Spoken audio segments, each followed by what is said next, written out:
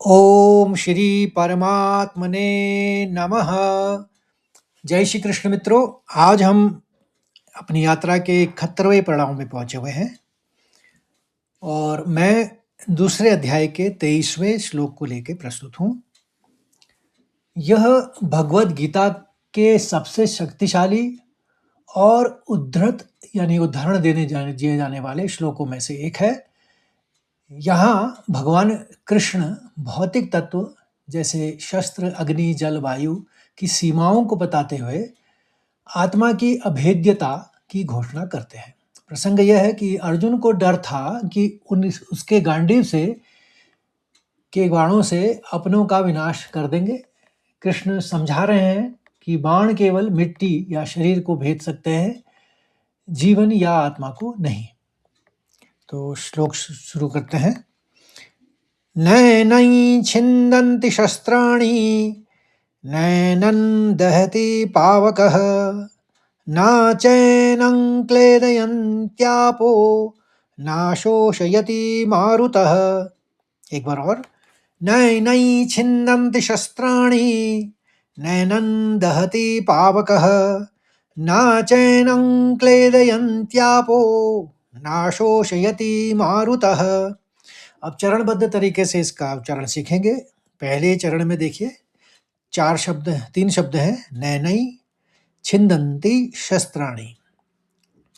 तो अनुस्वार लेना है यों का, क्योंकि च छ जो आपको पहले बताया है नियम, और आघात में 2 नौ के उच्चारण आपको स्पष्ट सुनाई देना है लोगों को। तो उच्चारण इस तरह से करेंगे कि नैनै छिन्दन्ति शस्त्राणि। दूसरे चरण में भी नैनं दहति पावकः। तीसरे चरण को देखिए, यहाँ पर अंग का अनुस्वार लेंगे क्योंकि क से उसके आगे वाला शब्द शुरू है। न चैनं क्लेदयन्त्यापो न शोषयति मारुतः। अब एक बार और सुनिए पूरा श्लोक। नैनं छिन्दन्ति शस्त्राणि नैनं दहति पावकः न चैनं क्लेदयन्त्यापो न शोषयति मारुतः।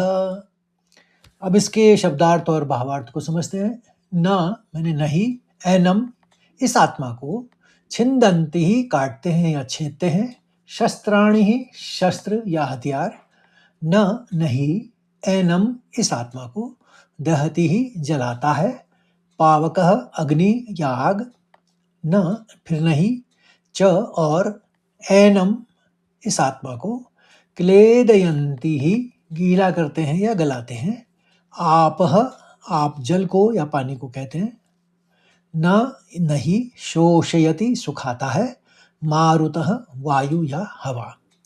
सरल शब्दों में इसका अर्थ यह है कि कृष्ण भगवान कह रहे हैं अर्जुन से, इस आत्मा को शस्त्र काट नहीं सकते, इसे अग्नि जला नहीं सकती, इसे जल गला नहीं सकता या गीला नहीं कर सकता, और वायु इसे सुखा नहीं सकती। भावार्थ यह है कि संसार की किसी भी भौतिक शक्ति का प्रभाव केवल पदार्थ या मैटर पर ही पड़ता है। चूंकि आत्मा भौतिक नहीं है, इसलिए उस पर भौतिक क्रियाएं निष्प्रभावी हैं।